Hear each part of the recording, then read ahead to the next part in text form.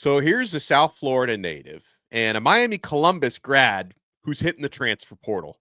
Do you think the Hurricanes will take a look?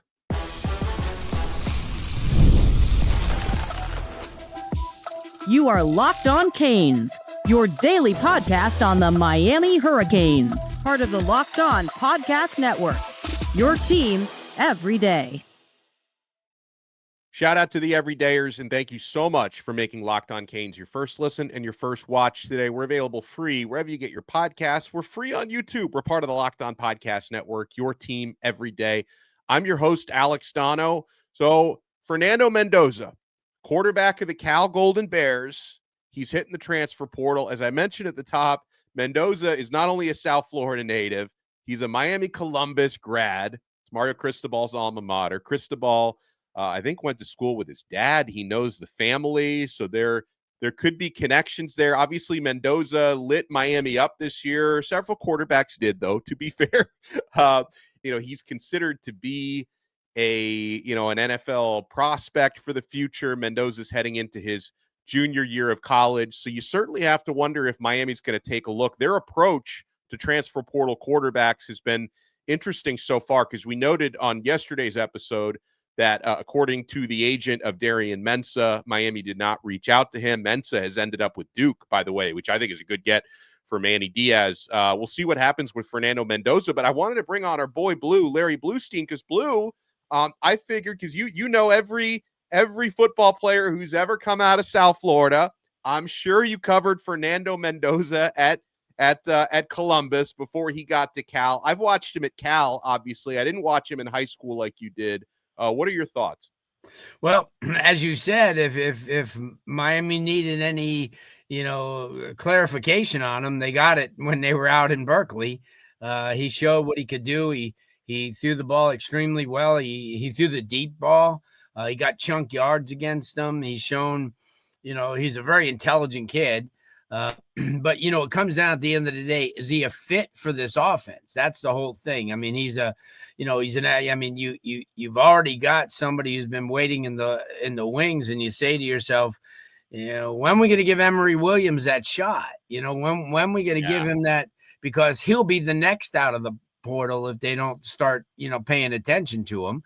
And your kid Judd, who had so it's nice to get maybe some insurance, but you got to give these guys you recruited an opportunity, because if you do this every cycle, you're going to lose guys like Luke Nickel, and you're going to lose all these people, and you don't want to do that. So you got to give an opportunity, to what you recruited and what you've groomed, because Emory's coming into his third year, so he certainly knows everything about the school. So you're going to need to get insurance, obviously, but are you going to bring in somebody, like you're not going to get a Cam Ward. Nobody's going to get a Cam Ward. So if you bring Mendoza in and then you tell him, listen, you don't have the job, but you can compete for the job. That's one thing. Because, let's face it, you're going to start losing out on the recruiting wars. If you start awarding everybody else off the campus, a job and paying no attention to the guys that you have on campus that they got you the 5th ranked 23 class and the 6th ranked 24 class and the top 12 class in this class, in my estimation, you got to start paying attention to those guys, and that's hugely important, because when you start recruiting for the next cycle, all of a sudden they're going to go, well, I'm a quarterback and I'm a young kid. You're just going to bring me on campus to have me there while you try to bypass me. And that's what kids think about. So like I said, if they want to bring in people like him, or anybody, you mentioned Mensah's already going to go to Duke, and you had mentioned that Castellanos is maybe going to end up at Florida State, which is a great get for them. I think he's one of the gems of this portal class, because his ability to run, as well. And he's a very intelligent kid. And we saw him firsthand at Boston College. But if you're going to bring somebody like a Mendoza in, then you got to make it clear to him from the beginning that we're bringing you in to compete, and not to just give you the job. Well, and I want to stick on something. And by the way, I think there's a lot of people who are listening to what you just said and they're pumping their fists, because I know there's a lot of folks, Blue, and I can agree with this point as well, who don't want us to keep passing over the quarterbacks that we recruited, that they want guys like Emory Williams now, maybe Judd Anderson in the future, Luke Nichols certainly in the future, to get those opportunities. I think there's a lot of people who are agreeing with Arian Coleman, guys like sure, that. who's coming in 2026. But I want to talk about Emory for a minute, because you were one of the first people, like when Miami had just started recruiting him a few years ago, you were one of the first to tell me about Emory Williams, at Milton High School in Florida, different Milton than Luke Nickel goes. Yeah. People, we got all the Miltons that come to Miami. You were one of the first people to tell me about Emory Williams. So, based on everything you saw from him in high school, and I got a chance to, of course, watch him at Miami practices, watch him in the spring game and all that, and I like the development. Do you think Emory could actually be ready to start this season, and how far could Miami go with him? Yeah, I do.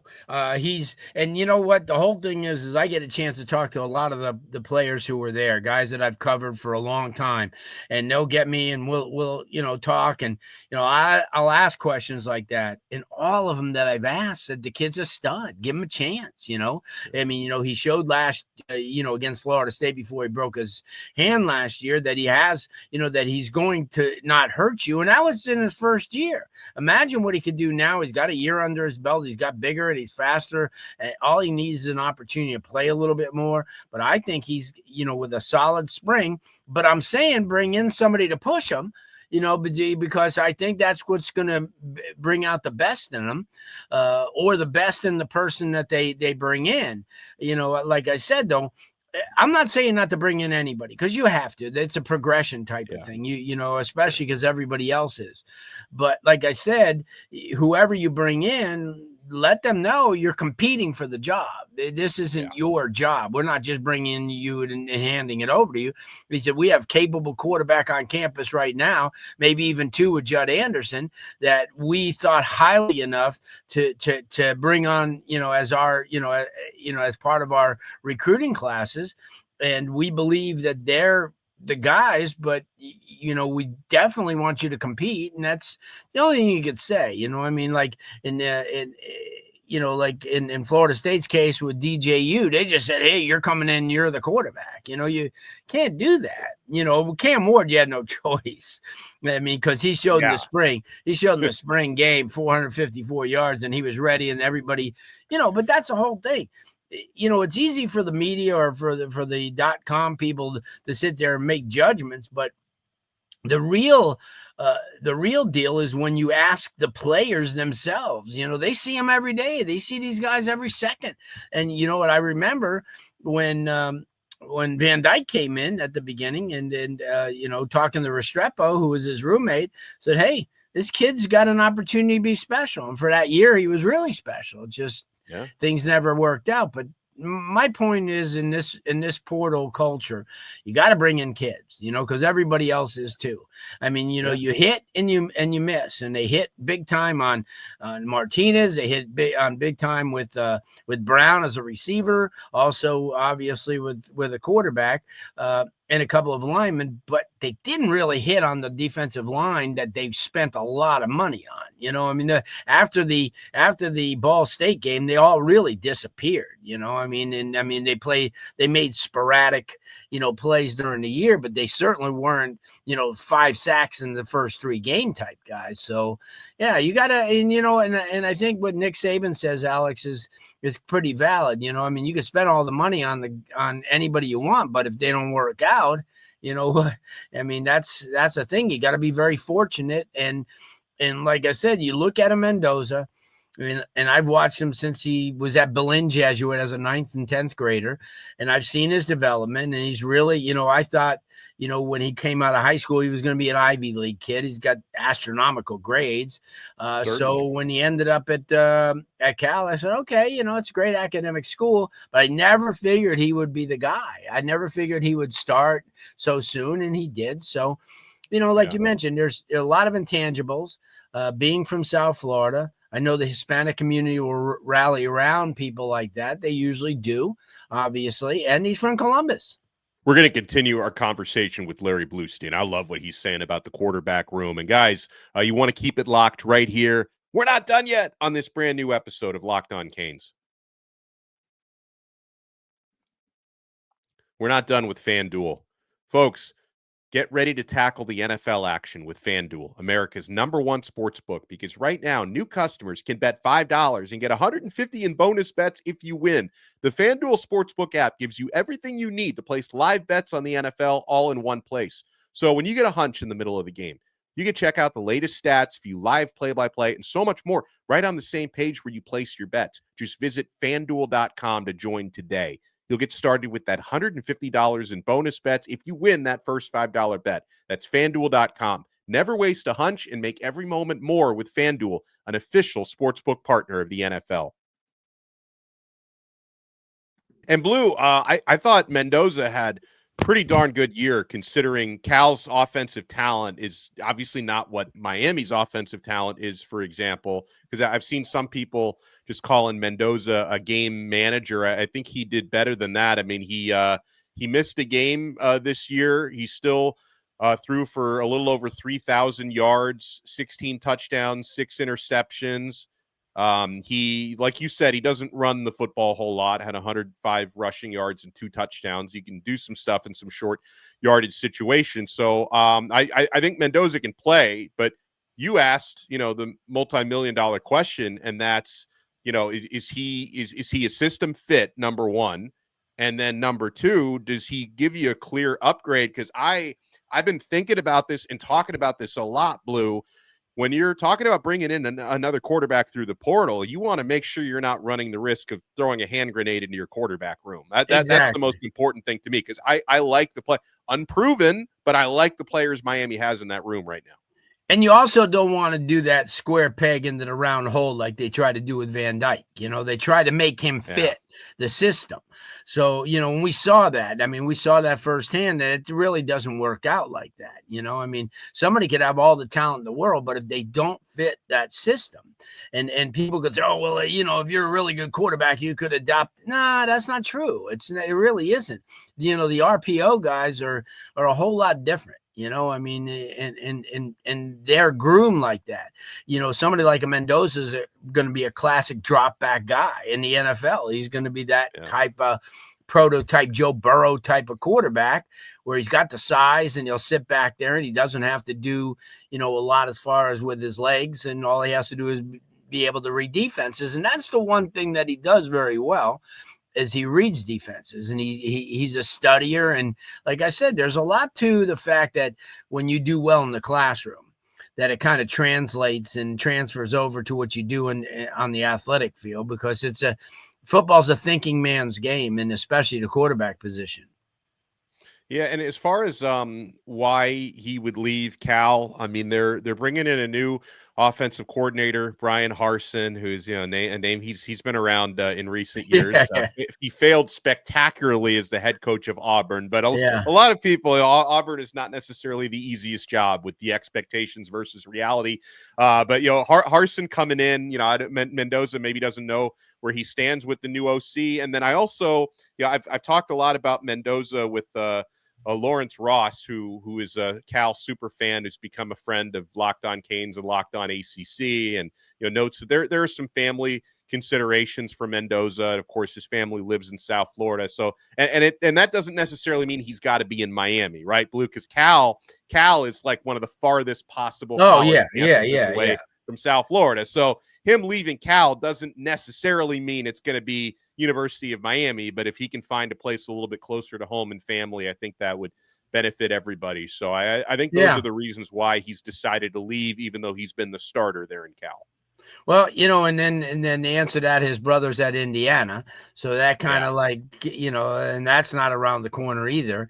But there's some, like I said, there's a lot of really good football programs around the country that are in need of his type of player, and bringing him in, because a lot of them don't have, an Emory Williams, Judd Anderson, or an incoming Luke Nickel. So there has to be a point, I think, where you kind of like start using what you have because I'm huge in this because recruiting has taken a back seat now to the portal in so many ways, but you're never going to start getting these kids if you start, getting them on campus, grooming them. And then when it's their opportunity to at least show what they have, you pull the plug and bring in somebody else. And I'm sure this year Emory relished the fact that he had a Cam Ward and even a Paffenberger because of the fact that they had experience and he could drink in more of what they had. And but now I think, it's his time. Give him an opportunity. Give him an opportunity to, because if not, you'll never know. And, and like I said, he'll go somewhere else, and rightfully so. And, that's just because he was a guy here that they were all, especially after last spring, he had a really good last spring and, he rebounded from the injury. And, so, unless you got somebody that, and I thought, like I said to you before, I thought Castellanos, I think he was a prize for this recruiting class. And I'm not completely sold on him because he's a dynamic runner. I'm not sold on him as a passer. And also, Blue, I've got my concerns about how he got benched and then he quit his team with a month left in the season. He'll fit right in Tallahassee. With that mentality. I just saw that, he was in a different system than he'll be in Miami. That's why somebody, it's just like you look at somebody like Lashley. I mean, you take Brashard Smith, who really wasn't thought of as a running back here, and he's turned him into a running back. And you look at some of the, other players that he has on that offensive side of the ball that came from other places. It has to be a fit. I mean, and people could, kind of criticize what I'm saying all they want, but you'll see that these players seem to adapt to offenses that they're comfortable in and that they can flourish in. And but I can understand Castellanos. He has a lot of issues as well, but I just thought I liked the way he, I like his athleticism. And in the games I saw him, against Florida State, he moved the chain 5 different times for first downs, and he, so whatever it is, I just think that, if they bring in somebody like a Mendoza, they have to make it clear to him that it's going to be springtime is going to be the competition, because we have a guy that we're really high on. And actually, we have a couple of guys that we're really high on. And, but I think it would be good for the program to bring in like somebody of that caliber to push or to be pushed. I love it. And this perspective is why I knew I had to bring on Blue. So, Blue, I appreciate your time today. I know this is a busy time of year for you. State championship week, man. State championship week starts tonight with Chaminade Madonna against Central Catholic, goes right up until Saturday night with Teddy Bridgewater's first year going for a state title at FIU, right home. We're not far from not far from everybody. Pitbull Stadium. Make sure you guys follow Blue at Prep Red Zone FL on X. He's all over Facebook as well. Larry Bluestein on Instagram. Our boy Blue. Blue, thank you so much for taking the time. And I love what you said about the quarterback room. And I didn't know where Blue was going. I didn't bring Blue on to downplay bringing in a quarterback. I didn't know where he was going to take it, and I love where you took it. Thank you so much, Blue. All right, Alex. Thank you.